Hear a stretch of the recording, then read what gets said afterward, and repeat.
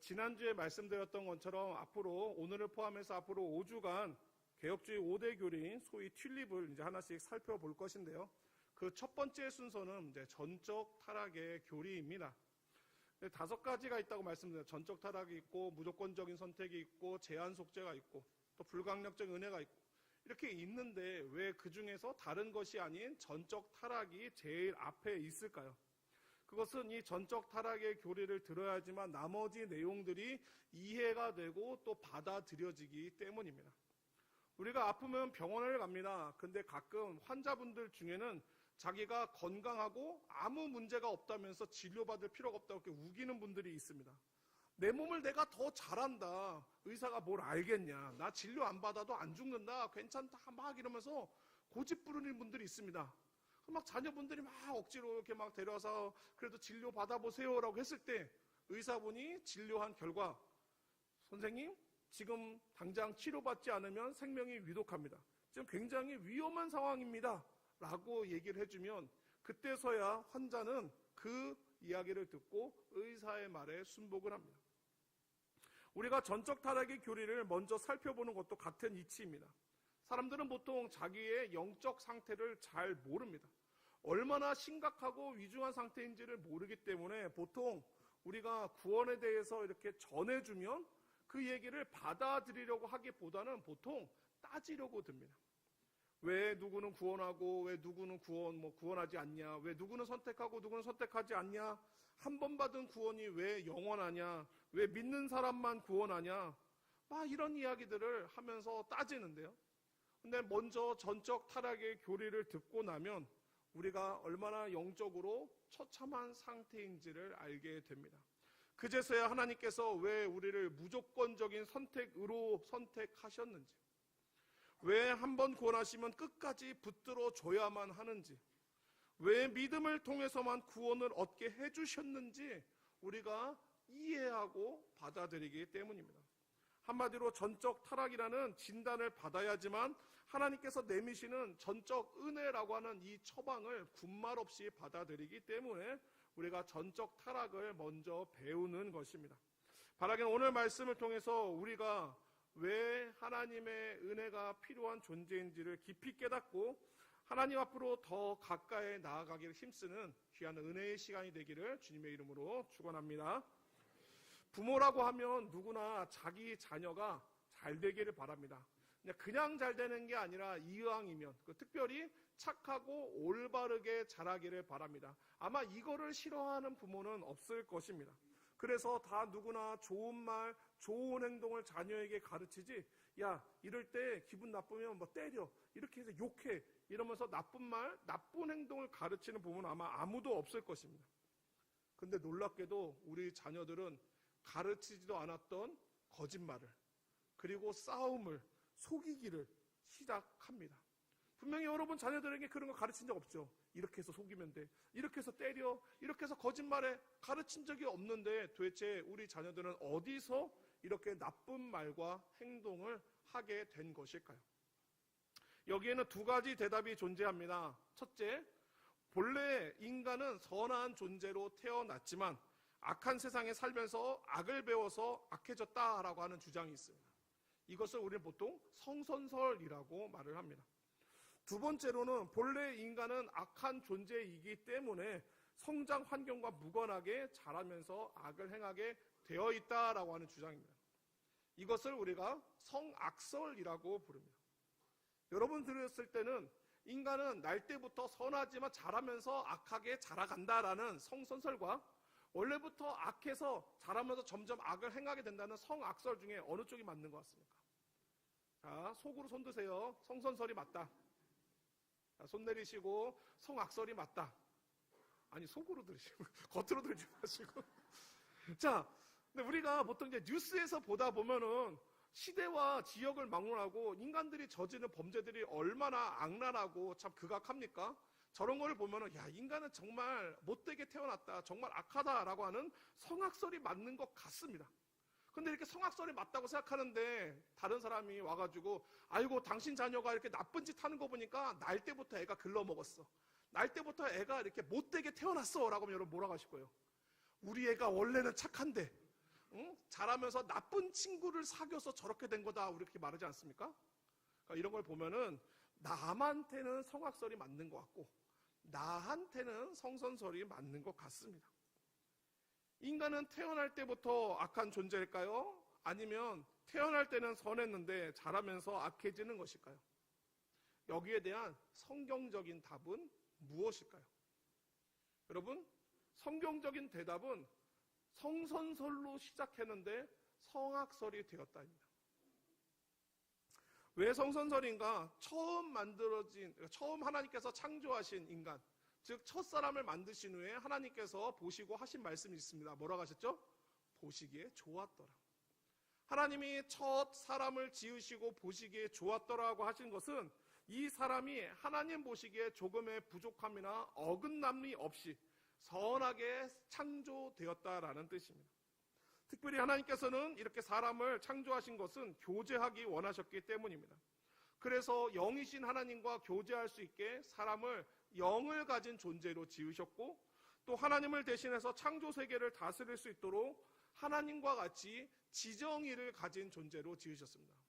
이처럼 인간이 영을 가진 존재와 또 지정의를 가진 존재로 지어졌다는 것을 우리는 한마디로 하나님의 형상으로 지어졌다라고 말을 하는데 이 하나님으로 형상으로 지어진 인간은 처음 하나님이 보셨을 때 좋았다라고 말씀하실 만큼 선하게 창조되었습니다. 이렇게 선하게 시작한 인간이 그러면 왜 날 때부터 악한 존재가 되었을까요? 여러분 잘 아시는 것처럼 첫사람인 아담이 범죄하며 타락했기 때문입니다. 그리고 그렇게 타락한 아담의 죄가 그의 후손들에게 전가가 되어 그의 후손인 모든 인류가 죄 가운데 태어나기 때문에 성선설의 존재로 시작하였지만 성악설의 존재로 바뀐 것입니다. 우선 인간이 어떻게 타락하게 되었는지 그 타락의 연유에 대해서는 창세기 3장을 보면 우리가 자세히 알 수가 있는데 잘 아시는 내용이니까 아주 간단하게 얘기해 보겠습니다. 뭐였죠? 하나님께서 금하신 선악과를 인간이 먹고 그 벌로 죽음을 맞았다. 이거 아니겠습니까? 근데 이렇게만 이해하면 선악과를 금지시켰는데 금지된 거 먹었다. 그래서 하나님이 죽음의 심판을 내렸다라고만 이해를 하면 이렇게 말하는 사람들이 있습니다. 야, 그깟 과일 하나 먹었다고 사람을 죽여? 이렇게 생각하는 사람들이 있습니다. 하나님을 굉장히 편협하고 속 좁은 그런 분으로 생각하는 경향들이 있는데요. 근데 이거는 그분들이 선악과가 뭔지를 제대로 모르기 때문입니다. 여러분, 선악과는 그냥 단순한 과일이 아닙니다. 사실 이 선악과는 과일의 모양만 가진 것이지 이것은 본래가 창조주 하나님과 피조물 인간을 구분짓는 기준선이었습니다. 하나님은 인간이 아무리 하나님의 형상으로 창조되었더라도 그래서 영이신 하나님과 교제할 수 있는 유일한 창조물이었다 하더라도 피조물로서 피조물의 본분을 지켜서 창조주의 말씀에 순복하기를 원하셨습니다. 그래서 그 기준으로 선악과를 세워두신 것입니다. 자, 봐라. 동산 중앙에 있는 이 나무가 창조주인 나와 피조물인 너를 구분짓는 선이다. 이게 기준이다. 이것에 대해서 내가 절대 먹지 말라라고 명령할 테니 네가 창조주를 경외하고 피조물로서 순복함을 보이라 라고 기준을 세우신 것입니다. 한마디로 말해서 선 지켜라 한 겁니다. 우리 세상에서 살다 보면은 의외로 지켜야 될 선이 많다라는 것을 알게 됩니다. 아무리 부모와 자식이 격 없고 허물 없이 가깝게 지내더라도 그래도 부모 자식 사이에는 지켜야 될 선이 있는 거 아니겠습니까? 아무리 자식이 부모랑 가깝더라도 부모 머리 꼭대기로 올라가서는 안 되는 겁니다. 아무리 부하 직원과 직장 상사가 친하더라도 그 사이에는 지켜야 될 선이 있습니다. 선생님과 학생 사이에도 지켜야 될 선이 있고 친구 사이에서도 지켜야 될 선이 있고 심지어 부부 사이에서도 지켜야 될 선이 있습니다. 그러니 하물며 창조주 하나님과 피조물 인간 사이에 지켜야 될 선이 없겠습니까? 당연히 있습니다. 하나님께서 선악과를 두시고 이것을 먹지 말라. 이것을 먹는 날에는 네가 정녕 죽으리라 말씀하셨습니다. 이것은 하나님의 말씀입니다. 그러니 이 하나님의 말씀을 지키는지를 보고 순종하는지를 보고 하나님은 이 사람이 창조주 하나님을 경외하는지 보고자 하셨습니다. 만약에 아담이 하나님을 경외하여서 이 주신 말씀에 철저히 순종하였다면 하나님과 영원토록 교제하면서 영원한 생명을 누렸을 것입니다. 여러분이 잘 아시는 것처럼 어떻게 됐습니까? 인간이 창조주 하나님의 명령을 어기고 그 선을 넘어버렸습니다. 그냥 단순히 선을 넘은 정도가 아니라 사실 이 선을 넘었다는 것은 무슨 의미냐면 나는 당신을 창조주로 인정하지 않아. 그리고 나도 더 이상 피조물로 살지 않을 거야 라고 하는 선언입니다. 창조주를 인정하지 않고 자기는 더 이상 피조물로 살지 않겠다라고 하는 이 선언. 그래서 성경은 이 선악과를 먹은 이를 반역이라고 하는 것입니다. 아담은 분명히 이 선을 넘을 때 계산했을 것입니다. 창조주의 속박으로부터 벗어나기만 하면 나는 지금보다 훨씬 더 자유롭게 내 마음껏 자유를 누리면서 살아갈 거야. 그래서 자유로운 삶을 살아야겠어 라고 하면서 창조주 하나님부터 벗어나는 것을 선택했습니다. 그런데 이것은 완전한 착각이었습니다. 하나님을 벗어났더니 자유가 있을 줄 알았는데 도리어 죄의 속박이 되었습니다. 하나님 벗어나면 더 대단한 생명이 있을 줄 알았는데 오히려 죽음이 찾아왔습니다. 여러분 예전에도 자주 말씀드렸지만 물고기는 물 속에서 살도록 창조가 되었습니다. 그런데 물고기가 나는 물 속에 갇혀 살기가 싫어. 나는 저 물 밖의 자유로운 세상에서 마음껏 살 거야 라고 하면서 물 밖으로 나가면 어떻게 되죠? 당장은 갇혀있던 것 같은 물에서 벗어나 그 자유를 만끽하면서 행복했을지 모르겠지만 얼마 못 가서 뛰쳐나왔던 그 물이 오히려 자신에게 자유와 생명을 주고 있었다는 사실을 깨닫게 될 것입니다. 물속에 있을 때는 자유롭게 움직였는데 더 큰 자유가 있을 줄 알고 물 밖으로 나왔더니 물 밖에 나오니까 어떻습니까?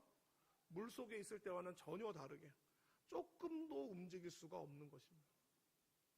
이렇게 더 나은 자유, 더 나은 행복, 더 나은 삶을 바라면서 하나님으로부터 벗어났더니 꿈꾸던 더 나은 행복과 더 나은 삶이 아니라 더 심하고 괴로운 상황에 처하게 된 이것이 바로 우리 인간의 처지입니다. 하나님을 벗어나 마음껏 행동하며 내 마음대로 자유롭게 살아갈 줄 알았는데 우리는 자유가 아니라 도리어 죄의 노예가 되어버렸습니다. 로마서 6장 17절은 이렇게 말씀합니다. 하나님께 감사하리로다 너희가 본래 죄의 종이더니. 우리가 뭐라고 얘기하면 죄에 속박된 종이라고 말을 합니다. 여러분 만약에 이 물고기가 뒤늦게 자기가 잘못 판단하여서 이렇게 된 것을 후회하면서 다시 물로 돌아가려고 한다면 스스로 물로 돌아갈 수 있을까요? 있다, 없다. 자, 속으로 있다. 자, 속으로 대답하세요. 있다, 없다. 자, 똑같은 질문을 드리겠습니다. 아담이 자기가 뒤늦게 잘못한 것을 깨닫고 하나님께 회개하고 하나님께 돌아갈 수 있을까요? 없을까요? 아담이 하나님 앞에 우리도 회개하면 하나님께 다시 회개하고 돌아가는 것처럼 아담도 똑같이 하나님 앞에 회개하고 돌아갈 수 없었을까요? 개혁주의의 대답은 돌아갈 수 없다입니다. 왜 돌아갈 수 없냐? 우리도 회개하지 않냐?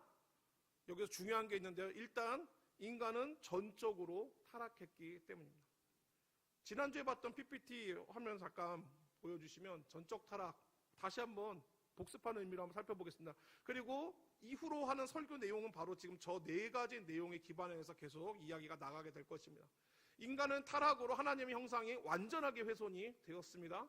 그리고 생명이신 하나님부터 끊어짐으로 말미암아 우리는 영적으로 죽은 상태에 있고 이제 장차 육도 죽게 됩니다. 그리고 이런 상태에 있는 인간의 가장 큰 특징은 하나님을 알지도 못하고 찾지도 않으며 또 하나님을 기뻐하시는 일을 하지 못하고 오직 죄를 즐기는 상태에 있습니다. 그래서 스스로는 어떤 행위로도 자신을 구원할 수 없는 절망적인 상태, 그것이 바로 우리의 실존적인 상태요, 바로 성경이 말하는 전적 타락의 상태입니다. 우리 인간이 하나님부터 벗어나 자유로운 상태가 아니라 죄의 노예 상태가 되어버렸다는 것을 오늘 우리가 읽었던 로마서 3장의 말씀이 아주 적나라하게 보여주고 있습니다. 오늘 9절 말씀을 제가 한번 읽도록 하겠습니다. 그러면 어떠하냐? 우리는 나으냐? 결코 아니라. 유대인이나 헬라인이나 다 죄 아래에 있다고 우리가 이미 선언하였느니라. 9절에서 뭐라고 말합니까? 우리가 다 죄 아래에 있다. 우리는 보통 막 죄 아래에 있다. 나 죄 안 졌는데, 나 죄인 아닌데, 이런 생각을 자주 합니다. 왜요? 우리는 죄를 자꾸 행동으로만 생각을 합니다. 그러니까 내가 어떤 죄악된 행동을 저지르지 않았으니까 난 죄 안 졌다, 난 죄의 상태에 있지 않다, 난 죄인 아니다 라고 보통 말하기 쉬운데, 여러분, 성경에서 죄는 행동보다 하나님으로부터 떨어져 있는, 끊어진 상태에 있는 것을 죄라고 말합니다. 간단하게 말하면 행동보다 상태에 있는 것을 죄라고 말합니다. 어떤 상태에 있습니까? 하나님을 인정하지 않고, 하나님을 알지 못하고, 하나님을 찾지도 않으며, 하나님께 순종하지 않고, 하나님의 기뻐하는 일은 하지 않고, 하나님이 미워하는 죄만 즐거워하는 이 상태에 있는 것 자체가 죄입니다. 이와 반대의 개념은 의입니다. 의는 뭐냐? 창조주 하나님께 순종하며 그 하나님을 기쁘시게 하며 살아가는 상태, 그게 의입니다. 근데 오늘 말씀 우리가 어디에 있다고 합니까? 9절에 죄 아래에 있다라고 말합니다. 모든 사람이 하나님을 떠나서 하나님께 불순종하고 하나님을 인정하지 않고 하나님을 기쁘시게 하는 사람이 아무도 없다라고 합니다. 자, 모든 사람이 죄 아래에 있다라고 말하고 있으니 의인 있습니까? 없습니까? 없습니다.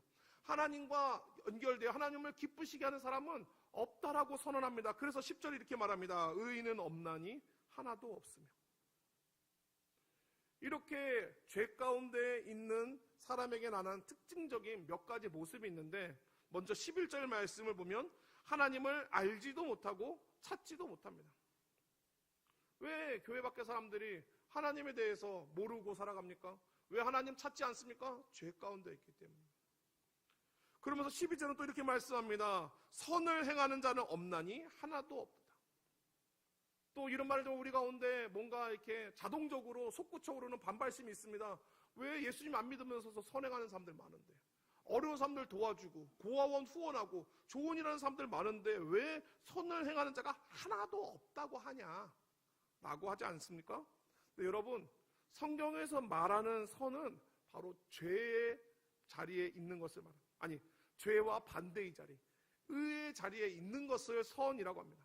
선행 또는 어떠한 좋은 생각, 좋은 행동, 이런 게 선이 아니라 하나님을 인정하고 하나님께 순종하며 하나님을 기쁘시게 하는 모습을 선이라고 합니다. 그런데 하나님을 떠나 하나님을 알지 못하고 기쁘시게 하지 않는 사람들이 선을 행합니까? 성경이 말하는 선을 행하지 않습니다. 그래서 선을 행하는 자가 아무도 없다라고 말하는 것입니다. 시편 14편 1절 말씀, 어리석은 자는 그의 마음에 이르기를 하나님이 없다 하는도다. 그들은 부패하고 그 행실이 가증하니 선을 행하는 자가 없도다. 여러분이 말씀 잘 보시기 바랍니다. 끝에 보면은 선을 행하는 자가 없도다라고 분명히 말하고 있는데 왜 저렇게 말하고 있습니까? 바로 위에 보시면 어떤 사람을 가리켜 말합니까? 하나님을 인정하지 않는 사람이에요. 하나님이 없다고 말하는 사람이에요. 하나님이 없다고 말하는 거는 뭐라고요? 선을 행하지 않는 거예요. 이어지는 시편 14편 2절부터 3절 말씀, 여호와께서 하늘에서 인생을 굽어 살피사 지각이 있어 하나님을 찾는 자가 있는가 보려 하신즉 다 치우쳐 함께 더러운 자가 되고 선을 행하는 자가 없으니 하나도 없도다. 여기서도 선을 행하는 자가 없으니 하나도 없도다. 왜 저렇게 말합니까? 바로 위에 하나님을 찾는 자가 있어요, 없어요? 없습니다. 하나님을 찾지 않는 것이 선을 행하지 않는 것입니다. 그런 사람이 없어요. 그러니까 12절에서 뭐라 합니까? 선을 행하는 자가 하나도 없도다라고 선언하는 것입니다. 이처럼 죄 가운데 있는 인간은 하나님을 알지도 못하고요, 찾지도 못하고요, 모든 행동에서 하나님이 미워하시는 일삼습니다. 그 내용이 13절부터 15절의 내용입니다. 거짓말하고요, 속이고 저주하고 싸우고 남을 해치는 일들을 합니다. 이게 왜 이런 일들을 하는 겁니까? 죄라는 상태에 있기 때문에 하는 겁니다. 우리는 죄를 이런 행동, 13절부터 15절은 이런 것만 죄라고 생각을 하는데, 여러분, 이런 죄의 행동들은 사람이 죄라는 상태에 있었기 때문에 나오는 행동입니다. 의라는 상태에 있었으면 이런 행동이 나오지 않습니다. 죄의 상태에 있기 때문에 죄의 행동들이 나오는 것입니다. 특별히 죄 가운데 있는 사람의 가장 결정적인 특징은 18절입니다. 우리 18절 같이 읽어보겠습니다. 시작.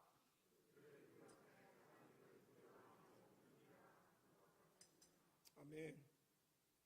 오늘 지금까지 읽은 로마서 3장의 전적 타락에 대한 아주 중요한 내용들이 다 나왔습니다. 죄 아래에 있는 사람들의 가장 큰 특징이 뭐냐? 하나님을 깨닫지도 못하고 하나님을 찾지도 못하며 심지어 하나님을 두려워하지도 않습니다. 왜 바깥 사람들이 온갖 범죄를 저지르면서 누군가 아이고 하나님이 두렵지도 않느냐고 뭐라고 그럽니까? 아이고 무서워라, 하나님이 어디 있느냐, 그렇게 말할 것입니다. 왜요? 죄 아래에 있기 때문에 하나님을 알지도 못하고 찾지도 못하고 하나님을 두려워하지도 않는 것입니다. 그러니 이런 사람들이 하나님께 자신이 잘못했다는 것을 회개하고 돌아갈 생각을 할까 안 할까요? 안 합니다. 여러분, 아담이 범죄한 후에 하나님 앞에 회개했다는 내용 성경에서 본 적 있습니까? 없습니까? 잘 모르세요? 창세기 3장 읽어보시기 바랍니다. 성경에 없습니다. 아담은 부끄러워서 숨었다는 내용은 있고, 하나님께서 네가 어디 있느냐 물었을 때, 네가 왜 그거 무엇을 했느냐 물었을 때 당신이 지어준 저 여자가 나를 꼬셔서 범죄하겠다라고 핑계하는 내용만 나오지, 하나님 제가 잘못했습니다, 저를 용서해 주세요라고 하는 회개한 내용이 나오지를 않습니다. 왜요? 아담은 이미 죄의 노예가 되었거든요. 이미 죄 아래에 있기 때문에 그는 하나님을 기쁘시게 하는 회개를 할 수가 없었던 것입니다. 아담도 문제지만 이제 더 큰 문제가 일어납니다. 바로 모든 아담의 후손은 에덴 밖에서 태어난다는 것입니다. 에덴은 하나님과 인간이 교제하는 장소요, 영생을 누리던 장소였습니다. 그러나 하나님과 끊어졌기 때문에 더 이상 에덴에 있을 수 없어서 아담과 하와를 에덴에서 추방합니다. 이것이 곧 하나님과 단절된 죄의 상태를 보여주는데, 문제는 모든 아담의 후손들, 즉 모든 인류는 다 어디서 출생합니까? 에덴 밖에서 태어납니다. 에덴 안에서 하나님을 알고 하나님과 교제하며 영생을 누리는 존재가 아니라 에덴 밖에서 하나님과 끊어져서 하나님을 찾지도 알지도 못하고 하나님 미안한 죄만 지으면서 살아가는 그 상태에서 태어납니다. 그러니 인간이 자기가 잘못됐음을 깨닫고 하나님께 회개할 길이 있습니까? 없습니까? 없습니다. 여러분, 다음 주에 볼 내용이지만 그래서 무조건적인 선택이 있어야 되는 겁니다. 인간 스스로가 이미 하나님을 알지도 못해요. 알지 못하는데 어떻게 찾습니까? 하나님을 두려워하지도 않는데 하나님 기뻐하신 일을 왜 하겠습니까? 인간 스스로는 자신에게 찾아온 죄와 사망의 문제를 해결할 길이 없습니다. 어떤 사람은 이런 얘기를 듣다 보면, 아니 죄는 아담이 졌지 내가 진 게 아닌데 왜 나까지 벌받았고 왜 나까지 이런 죄인이 되어야 되냐라고 생각할지 모르겠습니다. 그것은 우리가 아담의 죄성을 전가받았기 때문입니다. 여러분, 누군가가 이렇게 아담의 죄를 우리가 전가받아서 우리도 함께 죄 가운데 있는 죄인이 됐다고 말하면 굉장히 그것을 억울해하면서 불공정하다 하면서 분해하는 분들이 있을 텐데, 여러분 억울해하지 마시기 바랍니다. 왜냐하면 하나님께서 우리가 아담의 죄성을 전가받은 것과 똑같은 방법으로 예수님을 통해서 은혜와 생명을 전가받도록 하셨기 때문입니다. 결과적으로 우리는 아담 때문에 절망했지만 예수님 때문에 다시 기뻐하게 될 줄로 믿으시기 바랍니다. 로마서 5장 18절 말씀, 그런즉 한 범죄로 많은 사람이 정죄에 이른 것 같이 한 의로운 행위로 말미암아 많은 사람이 의롭다 하심을 받아 생명에 이르렀느니라.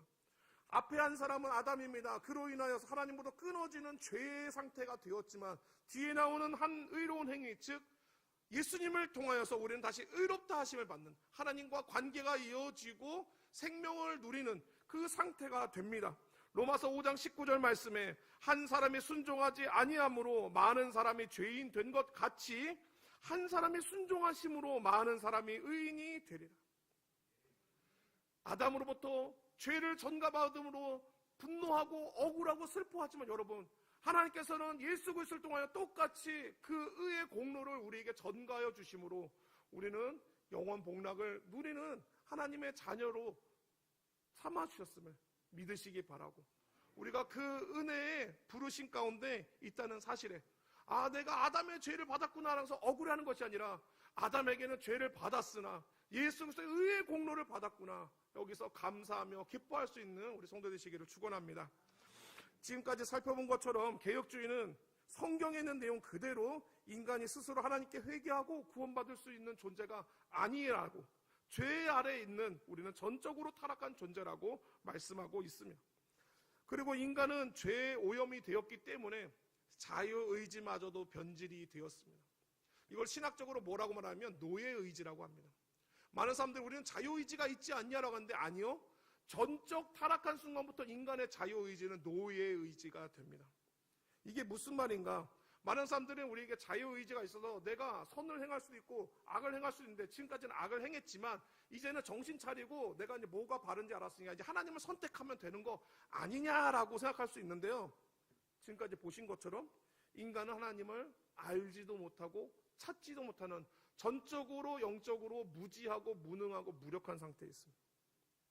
그렇기 때문에 인간은 자기가 가지고 있는 자유의지로도 하나님을 선택할 수가 없습니다. 특별히 이렇게 못하는 이유가 인간이 하나님을 떠난 순간부터 죄의 종이 되었기 때문입니다. 죄가 그래서 시키는 것을 합니다. 죄가 시키는 것을 한다는 게 무슨 말인가? 여러분이 죄 쪽으로 가는 행동을 하는 건 별로 어렵지 않습니다. 굉장히 쉽게 익숙하게 합니다. 그런데 반대로 하나님을 기쁘시게 하는 쪽으로 움직이는 건 굉장히 불편해하고 어색해합니다. 이따가 예배 마치고 식사하러 가셔서 여러분들이 1시간 동안 저를 칭찬해 보세요. 우리 김용호 목사 대단하다, 훌륭하다 그러면서 1시간 동안 칭찬해 보세요. 제가 장단컨대 1분도 못 할 겁니다. 할 거리가 없죠. 네. 대신에 여러분 식사하신 후에 1시간 동안 저를 욕해 보십시오. 아마 1시간도 부족할 겁니다.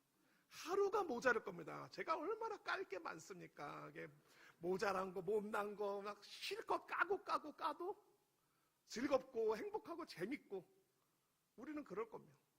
여러분, 내 주머니를 털어서 남을 도와주려 하면 다들 머뭇거리지만 반대로 남의 주머니 털어가라고 하면 너도 나도 얼씨구나 하고 다들 달려들 겁니다. 왜 이런 일이 일어납니까? 우리가 그만큼 죄에 익숙하게 죄의 노예로 살아가고 있기 때문입니다. 죄는 우리를 계속 자기 아래에 두려고 합니다. 그래서 하나님을 미워하게 만들지, 하나님을 사랑해서 하나님께 나아가게 만들지 않습니다. 여러분, 북한 주민들이 한국식 실생활을 알고 다들 한국으로 오고 싶어 한다고 합니다. 근데 그걸 북한 정부가 좋아할까요? 좋아하지도 않고 가만 놔두지도 않습니다. 그래서 절대 못 가게 만들고 온갖 유언비어와 비방들로 인해서 사람들을 올가매놓습니다. 죄가 똑같이 합니다. 하나님을 모르게 눈, 코, 입, 귀 다 막아놓고 죄가 시키는 일만 하게 만듭니다. 그래서 우리 자력으로는 하나님을 알지 못함으로 하나님을 찾지도 나아가지도 못합니다. 사랑하는 성도 여러분, 이것이 우리의 비참한 영적인 현실입니다. 성경 우리가 영적으로 전적으로 무능하고 전적으로 무지하며 전적으로 무력하다라고 말합니다. 그래서 우리 스스로는 구원할 길이 없습니다. 그리고 이 안타까운 상황은 나만 그런 게 아니라 내 가족들도, 내 자녀들도 그렇습니다. 그들도 모두 똑같이 죄 가운데 있어서 나와 같이 우리 스스로는 하나님을 알 수 없는 비참한 상태에 있습니다. 그러니 우리가 이런 죄와 사망의 저주로부터 벗어날 수 있는 구원의 길은 어떻게 얻을까요? 우리 스스로 얻을 길이 없습니다. 우리 오직 하나님의 긍휼하심에 달려 있습니다. 성경은 이런 절망 가운데 있는 우리에게 위대한 소망의 메시지를 줍니다. 요한복음 5장 25절 말씀 같이 한번 읽겠습니다. 시작. 진실로 진실로 너희에게 이르노니 죽은 자들이 하나님의 아들의 음성을 들을 때가 오나니 곧 이때라. 듣는 자는 살아나리라. 아멘. 이미 물 밖에 나온 물고기처럼 하나님 밖에 나와서 죽어가고 있는 우리를 다시 하나님 안으로 넣어서 살려주시려고 하나님의 아들이 세상에 오셨습니다. 하나님의 아들이 오셔서 우리를 살려주려고 하시는데, 중요한 것은 우리를 살리려고 오신 그 하나님의 아들의 음성을 듣고 그 말씀 앞에 순종하는 것입니다. 말씀 앞에 불순종함으로 죄가 왔으니 그 죄로부터 떠나 다시 생명을 하는 방법은 하나님의 말씀 앞에 순종하는 것입니다. 하나님의 말씀에 들리는 이 시간, 여러분, 이 말씀의 시간에 여러분들이 마음을 열고 그 말씀을 들을 때 우리가 사망에서 생명으로 옮겨지는 줄로 믿으시기를 바랍니다. 주의 말씀을 듣는 자는 살아나리라 말씀하고 있습니다. 여러분이 말씀에 들려주는 이 자리에서 그 말씀을 이렇게 들었을 때 이 말씀이 내게 주신 생명과 소망의 말씀이구나를 알고 이 말씀 앞에 다시 한번 우리의 자신의 비참함을 깨닫고 하나님 말씀 앞에 순종하며 살아가리라 다짐하며 나아감으로써 예수님이 주시는 놀라운 생명의 은혜들을 받아 누리는 귀한 성도 되시기를 주의 이름으로 축원합니다. 오늘 말씀을 마칩니다. 우리가 이처럼 전적 타락 교리를 배우는 이유가 무엇일까요? 너도 죄인이고 나도 죄인이야. 우리는 답이 없어. 그치? 그러니까 우리 그냥 살자? 이렇게 말하려고 하는 걸까요? 아닙니다. 우리가 전적 타락 교리를 배우는 중요한 세 가지 이유가 있습니다. 첫 번째, 우리에겐 답이 없지만 하나님께는 답이 있다는 겁니다. 우리는 우리 인간 사회에 있는 죄와 사망의 문제들을 해결할 능력이 없어서 매 해마다 매 세대마다 계속 반복하고 있지만 하나님께는 이 문제를 해결할 수 있는 능력이 있으시고 답이 있습니다. 그럼 우리는 이 문제들을 하나님께 의존함으로 풀어가야 됩니다. 요한복음 5장 15장 5절에서 말씀하신 것처럼 너희가 나를 떠나서는 아무것도 할 수 없음이라 하셨으니 우리가 오직 하나님을 의지함으로써 주께 돌아감으로써 우리 사회, 우리 인간에게 우리 사회에 닥쳐 있는 죄와 사망의 문제를 풀어가야 합니다. 두 번째로 우리는 전적으로 타락한 존재이므로 죄를 늘 조심해야 합니다. 예수님을 믿고 구원받은 성도들은 죄의 속박으로부터는 벗어났지만 그래도 아직도 죄의 습성이 남아있기 때문에 죄가 익숙합니다. 죄가 익숙하기 때문에 죄의 유혹에 쉽게 넘어갑니다. 그래서 거듭난 성도라도 조심해야 됩니다. 방심하면 안 됩니다. 병원 가서 병을 다 고쳤더니 이제 뭐 간이 나쁘고 어디 뭐 병들고 한 거 다 나았는데 이제 다 나았으니까 괜찮아 하면서 옛날 습관대로 다시 돌아가면 어떻게 됩니까? 다 나았던 병이 다시 재발할 것입니다. 성경에도 개가 그 토한 것을 도로 먹는다는 그 말처럼 예수께서 자신의 귀한 보혈로서 우리의 죄를 씻어주셨는데 우리가 그 씻어주신 죄를 다시 우리의 삶에 집어넣을 수가 있습니까? 이건 구원받은 자의 삶이 아닙니다.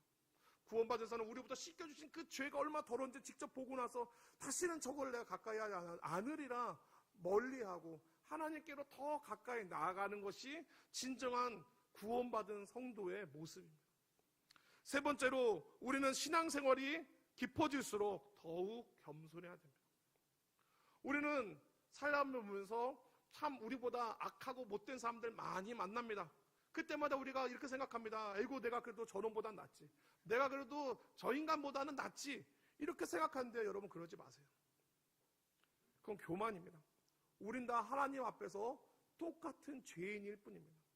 전적으로 타락하여 소망이 없던 자인데 우리는 다만 먼저 선택받아 건진받았을 뿐입니다.